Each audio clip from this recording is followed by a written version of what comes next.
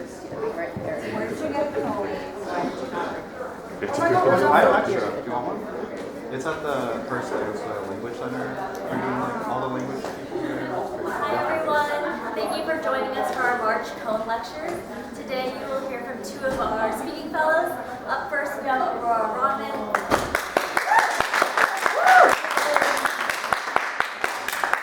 Aurora is a junior majoring in international relations. Thank you.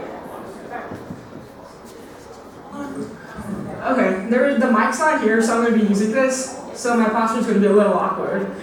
But hi, I'm Aurora. Thanks for coming to my Kohn lecture. My key topic is going to be... Maddie, what just happened? Okay.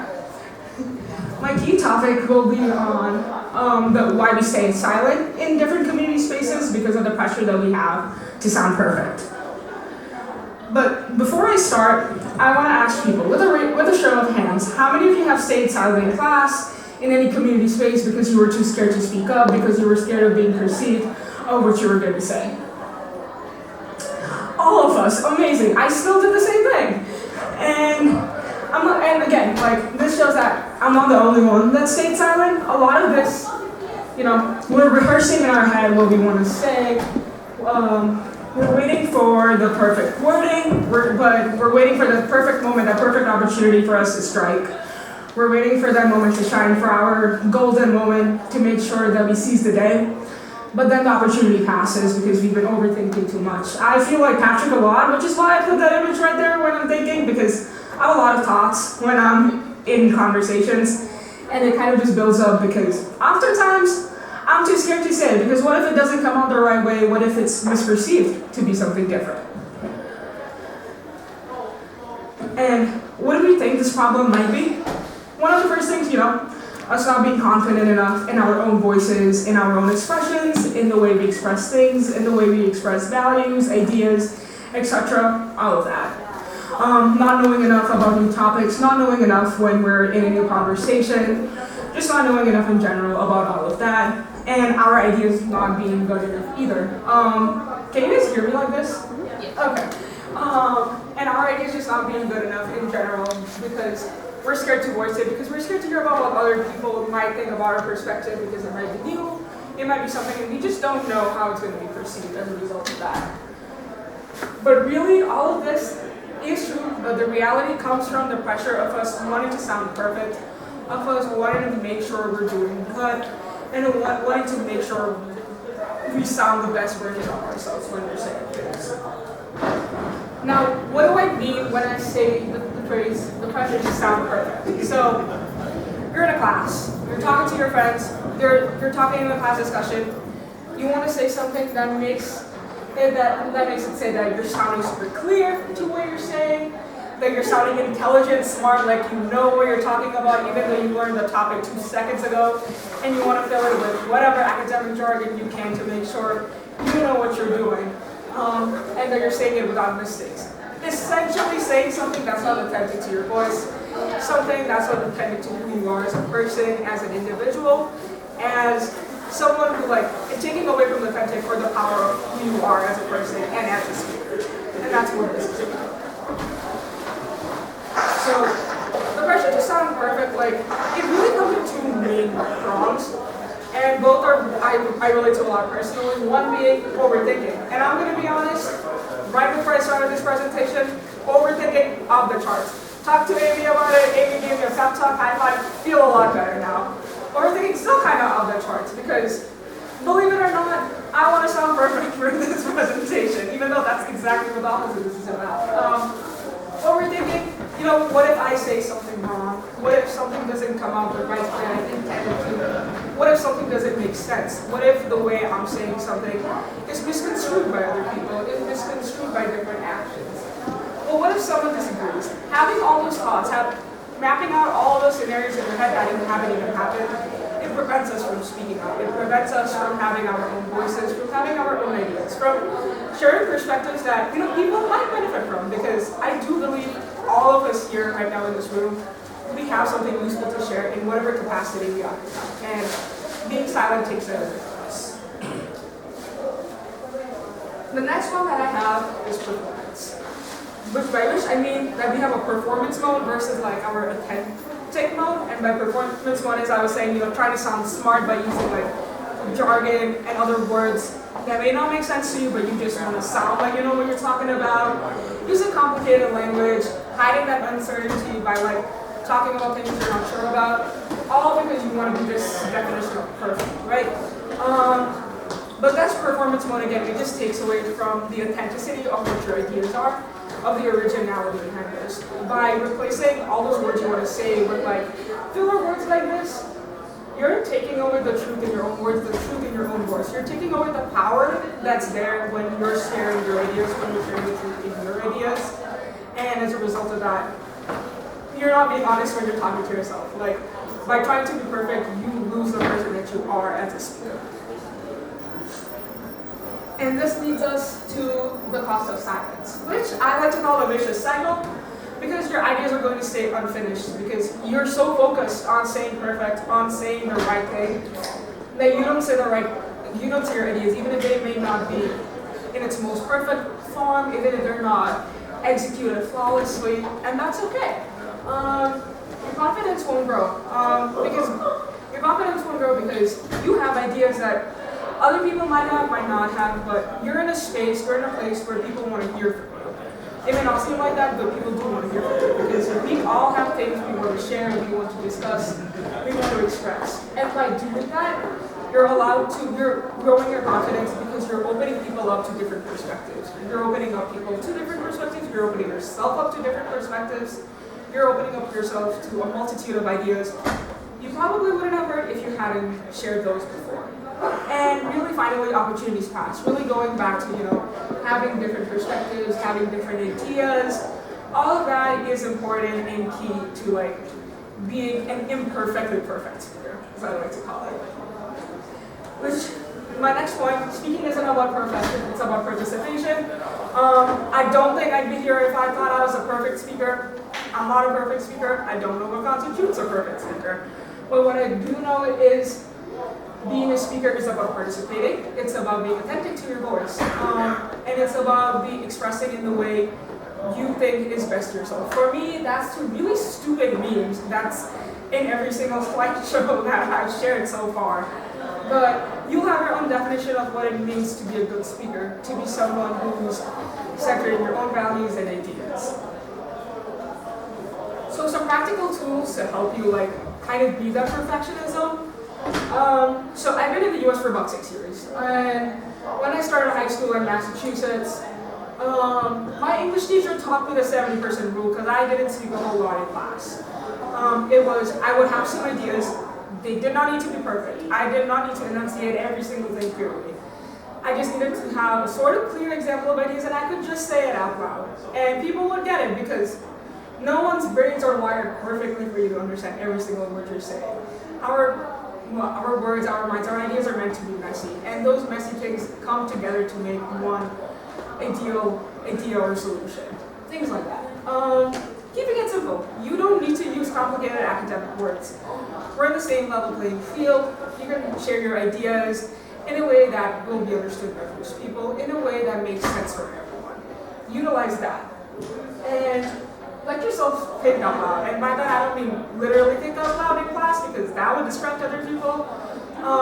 Brainstorming. That's something I like to do a lot for ideas. Brainstorming all those ideas. We have so many ideas, writing down your ideas, writing down what you're thinking, what you're conceptualizing. Having that visual concept present will help you understand your idea far better and help you not make it perfect, but make an imperfectly perfect idea that you want to express with everyone. So before I end, the next time you want to speak, but you're too scared to speak, just remember that you don't have to be perfect. All you have to do is know how to participate. And that's enough for everyone to know how thoughtful your ideas are. Thank you.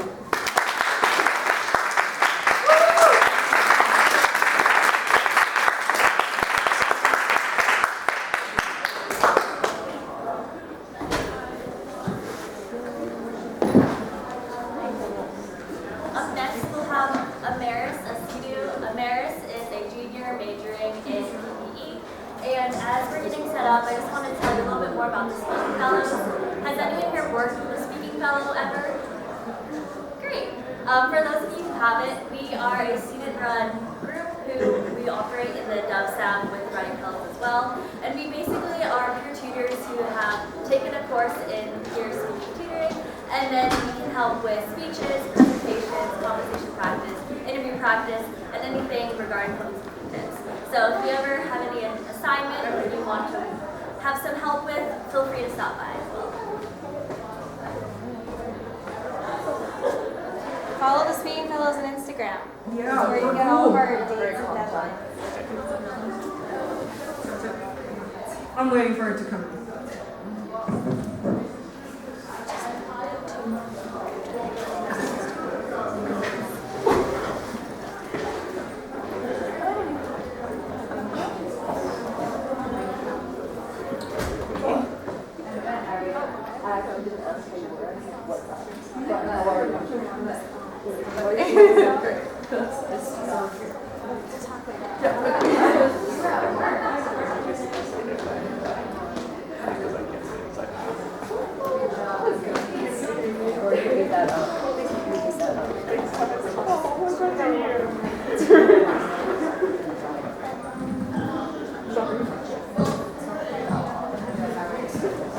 Alright. Hi everyone. Are you ready for a history lesson? Yeah! Okay. So, do you hear that? You probably hear noise in the background. No? Well, that's because you're not supposed to hear it. And that's what dog whistles are.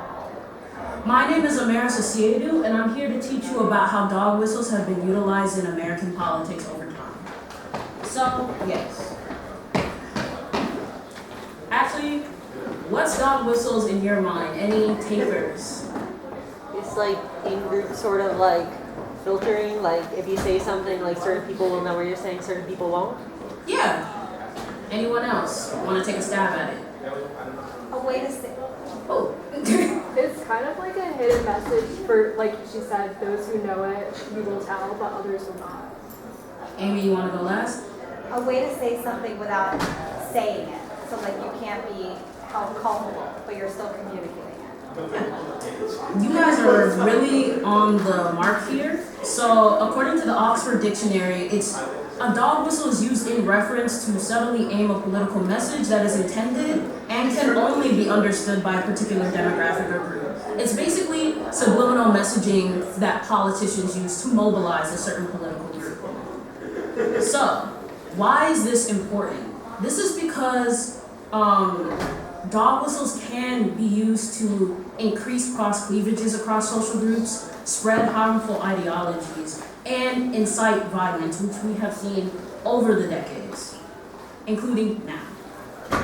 So, what is one of the most iconic, in a way, dog whistles? Well, it's the silent majority said by Nixon's The Great Silent Majority speech in 1969, where Nixon says, "And so tonight, the great silent majority of my fellow Americans, I ask for your support."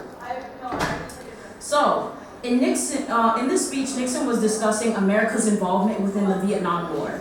And with these words, Nixon was signaling to the white, middle, upper-class suburbanites who were steadfast in their patriotism and nationalism for rallying for the war overseas. Not only was Nixon mobilizing their support for the war, but inadvertently was mobilizing them against a certain demographic of Americans who were not seen as honest and patriotic Americans. Those who did not agree with Nixon's speech and support for the Vietnam War tended to be students and young people, women, Black Americans, and former veterans. And for Black Americans and young people especially, they didn't even have the right to vote at that point in time until like 1965, and for teenagers, not until 1971.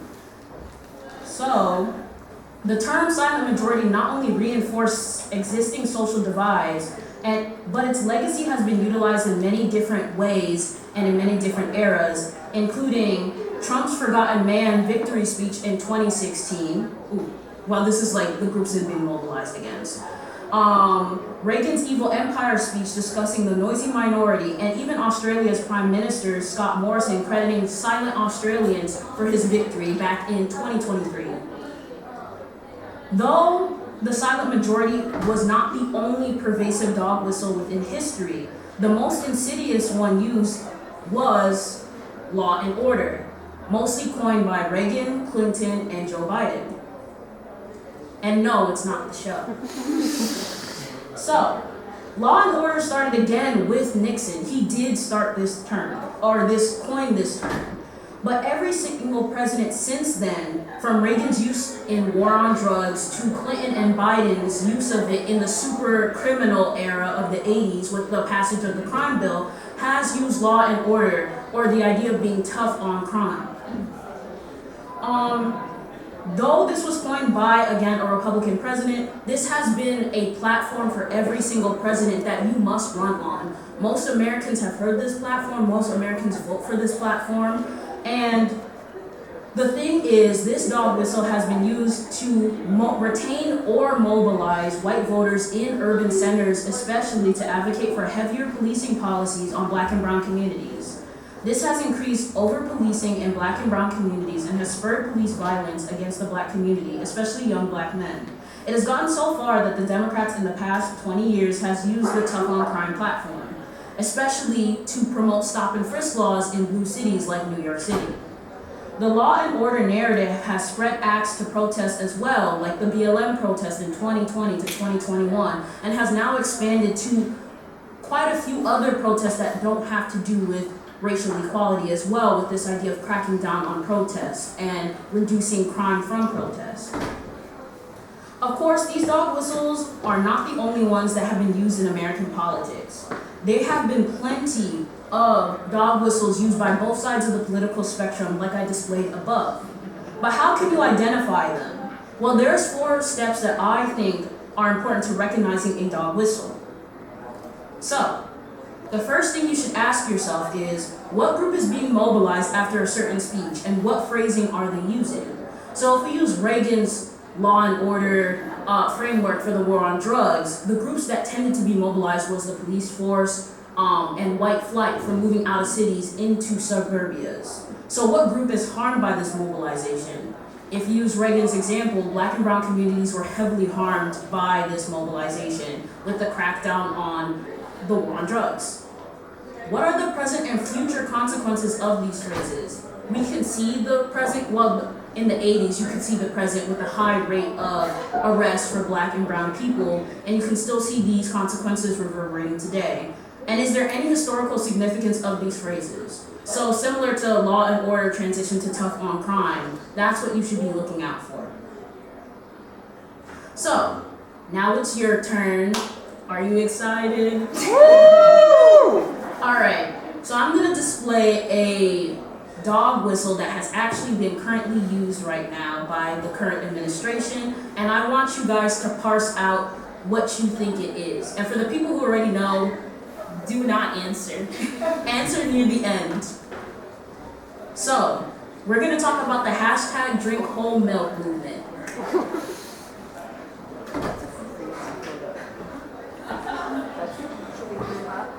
You can group up, yes. If you want to group up and ask, as well, just to discuss it.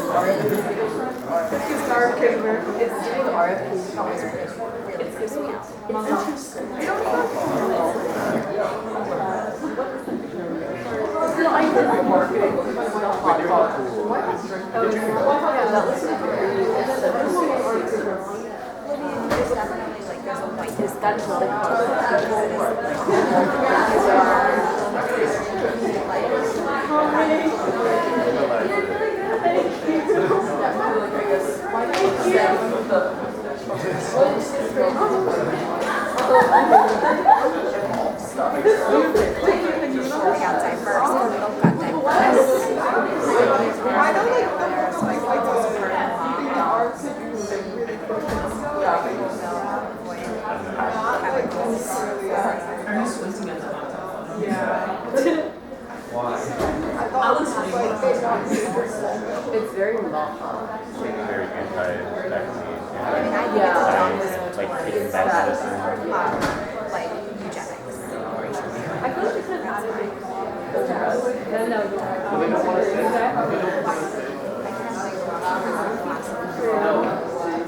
Like copious and like Sit down in the office. hard thing. It's probably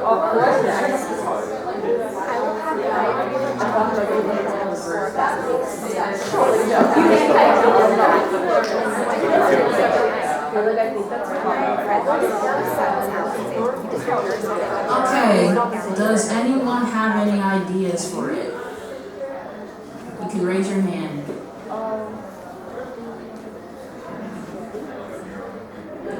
You in the yellow shirt. Yeah, you. You want to answer? I don't think I have any ideas. Any poli-sci majors in this audience right now? No? Aurora, I know that you know. Amy? Okay. Amy and Serena. I don't know the answer to it. Like I was out of the loop for this one. So I'm just like, but to me, there's obviously like a whiteness component to it. And like when I hear like whole milk, to me it's like that whole like untarnished milk, like the good genes kind of thing. Like I hear like a eugenics kind of argument in there. Serena? We were saying like it's like the original milk. That's Yeah. the original idea before like alternative diverse milk. Before this oat milk came on the scene.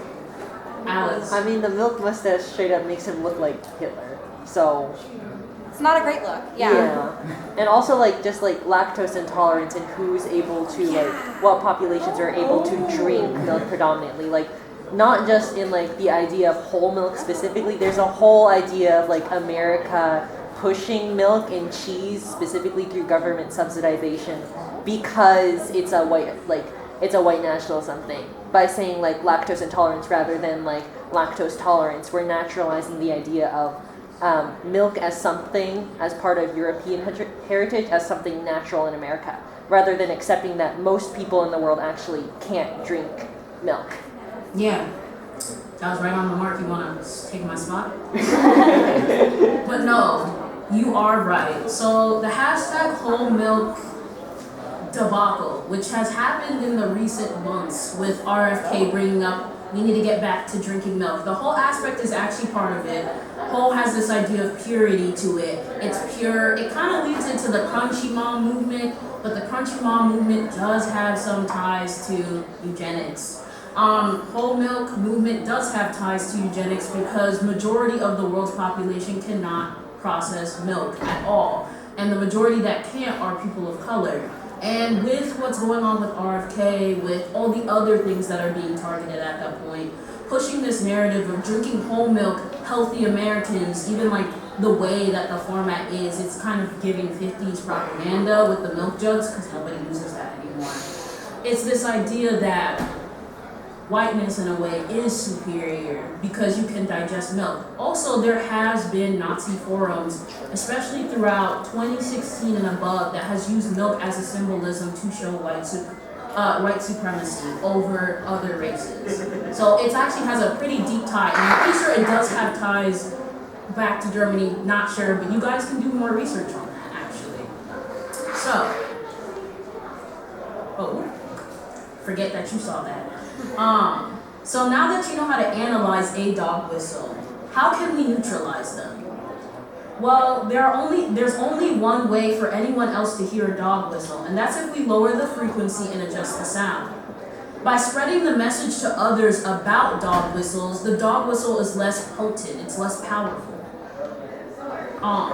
This has happened with many phrases that I have displayed and discussed earlier.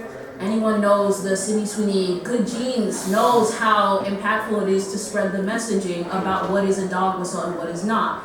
Now it's neutralized, and so is her career. So, also, hindsight is 2020, so it may take some time for us to fully recognize current dog whistles that we're hearing every day. But we can always consult our history books and learn from past mistakes.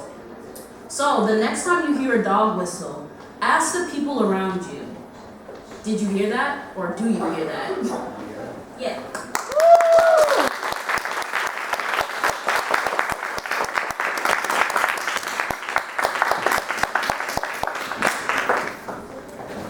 Now we have some time for Q&A. Please feel free to ask questions to either of our speakers.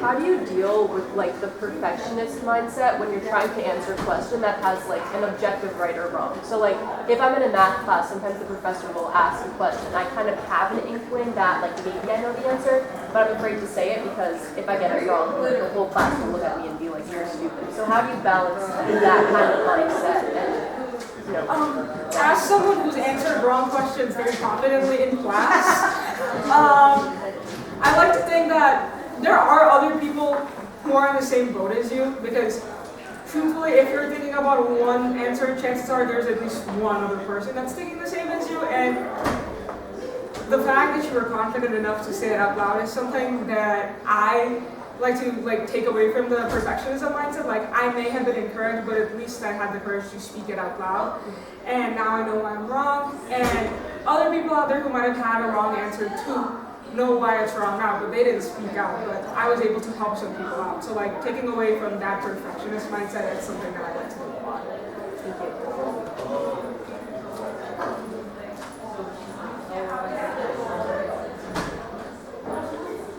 Yes?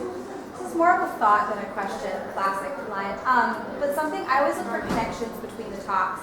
And something that's really standing out to me is like a central connection between your two talks is silence.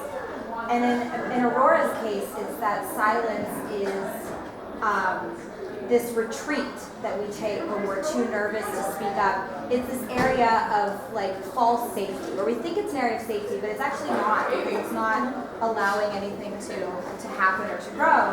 And then in Amaris' talk, silence is really this weaponized space, that in using silence, we're able to communicate more subtly and in darker ways.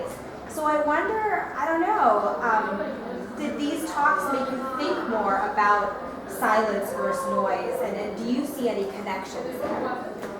I didn't think about that. That was actually really impressive. I'm definitely thinking about it now.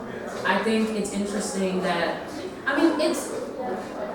it somewhat also makes me think about this idea that perfectionism, how do I say this? Silence is power, and being able to silence somebody is also power. So this idea of always being perfect and reducing new ideas because of this perfectionist model reduces new innovations or new ways of thinking about things. Same thing with dog whistles in a way. You're kind of upholding the status quo of this. Literally, the dog whistles are about perfection and purity and stuff like that. So I think silence is very important, and who holds the power of silence is really important to notice, and that also should encourage us to speak out more about things and not trying to be perfect and trying to learn more, because when we make mistakes, that's how we progress. Yeah. You low-key kind of answered what I was going to say, but also I think because I was reading about Summit Hitler's Germany right now, I'm taking that history class, and we were talking about 1930s after the Nazis come into power, and how non-Jewish Germans didn't really take a strong stance to protect Jewish Germans that were being persecuted and being attacked during that time, and drawing parallels between that to now what's happening in this country, not to get super political or anything, but drawing parallels for every group that's being silenced, there's always a group that has the chance to speak out. So being able to find the balance and the interplay between that, and being able to use your power as a group that's not being silenced to help out the silence or take is very important in that context. Thank you.